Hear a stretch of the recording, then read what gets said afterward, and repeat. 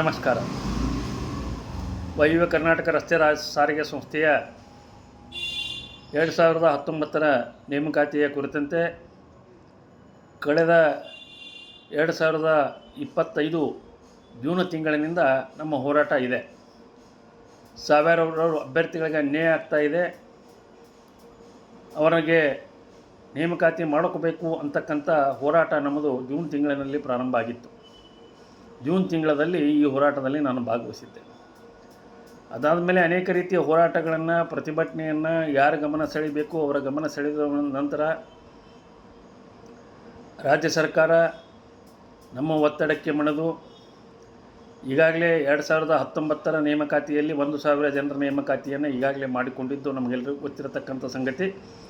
ಕಳೆದ 3-4 ತಿಂಗಳಿನಿಂದ ಈ 1,000 ಅಭ್ಯರ್ಥಿಗಳು ವಾಯುವ್ಯ ಕರ್ನಾಟಕ ರಾಜ್ಯ ಸಾರಿಗೆ ಸಂಸ್ಥೆಯ ಸಿಬ್ಬಂದಿಗಳಾಗಿ ಕಾರ್ಯನಿರ್ವಹಿಸ್ತಾ ಇದ್ದಾರೆ. ಉಳಿದಂಥ ನೇಮಕಾತಿಗಳು ಏನಾಗಬೇಕಾಗಿತ್ತು ಅದರ ಕುರಿತಂತೆ ನಮ್ಮ ಪ್ರಯತ್ನ ಸದಾ ಮುಂದುವರೆದಿದೆ. ನಾವು ಮೊದಲೇ ಹಂತದ ಹೋರಾಟ ಮಾಡುವಂಥ ಸಂದರ್ಭದಲ್ಲಿ ಕೂಡ ಅನೇಕ ಹೋರಾಟವನ್ನು ಮಾಡಿ ಅನುಭವದೇ ಇಲ್ಲದೇ ಇರತಕ್ಕಂಥ ಕೆಲವೊಂದಿಷ್ಟು ಯೂಟ್ಯೂಬರ್ಸು ಈ ಹೋರಾಟ ಯಶಸ್ವಿ ಆಗಲಿಕ್ಕೆ ಸಾಧ್ಯ ಇಲ್ಲ, 1,000 ಜನರ ನೇಮಕಾತಿ ಆಗಲಿಕ್ಕೆ ಸಾಧ್ಯ ಇಲ್ಲ ಅಂತಕ್ಕಂಥ ಮಾತನ್ನು ಹೇಳ್ತಾ ಇದ್ದರು. ಅನೇಕ ಬಾರಿ ಅವರು ಹೇಳಿದರು, ಅದು ಸುಳ್ಳಾಯಿತು, ನಮ್ಮ ಹೋರಾಟಕ್ಕೆ ಯಶಸ್ವಿ ಸಿಕ್ಕು, 1,000 ಜನ 4 ತಿಂಗಳಿನಿಂದ ನೌಕರಿಯನ್ನು ಮಾಡ್ತಾ ಇರೋದನ್ನು ನಾವು ಕಾಣ್ತಾ ಇದ್ದೀವಿ. ಈಗ ಮತ್ತೆ ಉಳಿದಂಥ ನೇಮಕಾತಿಗಾಗಿ ನಾವೇನು ಪ್ರಯತ್ನವನ್ನು ಮಾಡ್ತಾ ಇದ್ದೀವಿ. ಮತ್ತೆ ಯೂಟ್ಯೂಬರ್ಸು ಆ್ಯಕ್ಟಿವ್ ಆಗಿ ಮತ್ತೆ ಹೇಳ್ತಾ ಇದ್ದಾರೆ, ಇಲ್ಲ ಉಳಿದಂಥ ನೇಮಕಾತಿಗಳು ಆಗಲ್ಲ ಅಂತ ಸುಳ್ಳು ಸುದ್ದಿಯನ್ನು ಹರಡಿಸುವಂಥ ಸುಳ್ಳು ಯೂಟ್ಯೂಬ್ ನಾಯಕರೇ. ನೀವು ಯೂಟ್ಯೂಬಿಗೆ ಮಾತ್ರ ಸೀಮಿತ. ಹೋರಾಟ ಸಂಘರ್ಷ ನಮಗೆ ಬಿಡಿ, ಹೇಗೆ ಮಾಡಿಸ್ಕೊಡ್ಬೇಕು ಅನ್ನೋದು ನಮಗೆ ಗೊತ್ತಿದೆ. ನೀವು ಹಾಗೆ ಕೇವಲ ಪ್ರಚಾರಕ್ಕಾಗಿ, ಕೀಳು ರುಚಿಗಾಗಿ ನಾವು ಮಾಡ್ತಿರ್ತಕ್ಕಂಥ ಹೋರಾಟ ಇಲ್ಲಿದು. ಅನೇಕ ಸಾವಿರಾರು ಕುಟುಂಬಗಳ ಭವಿಷ್ಯವನ್ನು ನಿರ್ಧಾರಿಸಬೇಕಾದಂಥ ಹೋರಾಟವನ್ನು ದಾರಿ ತಪ್ಪಿಸುವಂಥ ಕೆಲಸವನ್ನು ಯಾವುದೇ ಕಾರಣಕ್ಕೂ ನೀವು ಮಾಡಬೇಡಿ. ನಿಮಗೆ ಈ ರೀತಿ ವಿನಂತಿಯನ್ನು ಮಾಡಿಕೊಳ್ಳುವಂಥ ಕೆಲಸವನ್ನು ನಾವು ಮಾಡ್ತಾಯಿದ್ದೀವಿ.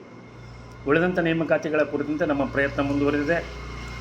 ಅನೇಕ ಸಲ ನಮ್ಮ ತಂಡದಲ್ಲಿರ್ತಕ್ಕಂಥ ಅಭ್ಯರ್ಥಿಗಳು ನಾಯಕರಂತ ಏನು ಮಾಡಿದ್ದೀವಿ, ಅವರು ಹೋಗಿ ಬೆಂಗಳೂರಿನಲ್ಲಿ ರಾಮಲಿಂಗಾರೆಡ್ಡಿ ಅವರಿಗಿರ್ಬೋದು, ಸಂತೋಷ್ ಲಾಡ್ ಅವರಿಗಿರ್ಬೋದು, HK ಪಾಟೀಲ್ರಿಗೂ ಅನೇಕ ಬಾರಿ ಭೇಟಿಯನ್ನಾಗಿದ್ದಾರೆ. ಇವತ್ತು ಬೆಳಗ್ಗೆ ಕೂಡ ನವೀನ್ ಹಾಗೂ ತಂಡದವರು ಹೋಗಿ ಮತ್ತೆ ರಾಮಲಿಂಗಾರೆಡ್ಡಿ ಅವರಿಗೆ ಭೇಟಿಯಾಗಿದ್ದಾರೆ. ರಾಮಲಿಂಗಾರೆಡ್ಡಿ ಅವರು ಸಾರಿಗೆ ಇಲಾಖೆಯ ಕಾರ್ಯದರ್ಶಿಯಾಗಿರ್ತಕ್ಕಂಥ ಪ್ರಸಾದ್ ಅವರಿಗೆ ಫೋನ್ ಮಾಡಿ ಆದಷ್ಟು ಬೇಗನೆ ಈ ಕೆಲಸವನ್ನು ಮಾಡಿಕೊಡಲಿಕ್ಕೆ ಹೇಳಿದ್ದಾರೆ.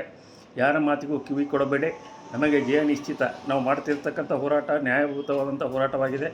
ನ್ಯಾಯಯುತವಾದಂಥ ಹೋರಾಟಕ್ಕೆ ಯಾವಾಗಲೂ ಭಗವಂತ ಸಾಥ್ ಕೊಡ್ತಾನೆ ಅಂತಕ್ಕಂಥ ಮಾತನ್ನು ಹೇಳ್ತಾರೆ. ನಾವು ಯಶಸ್ಸನ್ನು ಖಂಡಿತವಾಗಿ ಪಡಿತೀವಿ, ಯಾರಿಗೂ ಅನ್ಯಾಯ ಆಗಲಿಕ್ಕೆ ಬಿಡಲ್ಲ ಅಂತಕ್ಕಂಥ ಮಾತುಗಳನ್ನು ಹೇಳ್ತಾ ಇದ್ದೀನಿ. ನೀವು ನಮ್ಮ ಜೊತೆಗೆ ನಿಲ್ಲಿ, ನಾವು ನಿಮ್ಮೊಂದಿಗೆ ಇರ್ತೇವೆ. ಕರ್ನಾಟಕ ರಾಜ್ಯದ ಇತಿಹಾಸದಲ್ಲೇ ಒಂದು ಹೊಸ ದಾಖಲೆಯನ್ನು ಸ್ಥಾಪಿಸುವಂಥ ಒಂದು ಹೋರಾಟ ಏನು ನಡೆದಿದೆ. ಈ ಹೋರಾಟದಲ್ಲಿ ನೀವು ಕೂಡ ನಮಗೆ ಬೆಂಬಲವನ್ನು ಮಾಡಿ ಯಶಸ್ಸು ಶತಸಿದ್ಧ ಅಂತಕ್ಕಂಥ ಮಾತನ್ನು ತಮಗೆಲ್ಲರಿಗೂ ಹೇಳಿ ಎಲ್ಲರಿಗೂ ನರಸಿಂಹ ಜಯಂತಿಯ ಶುಭಾಶಯಗಳು.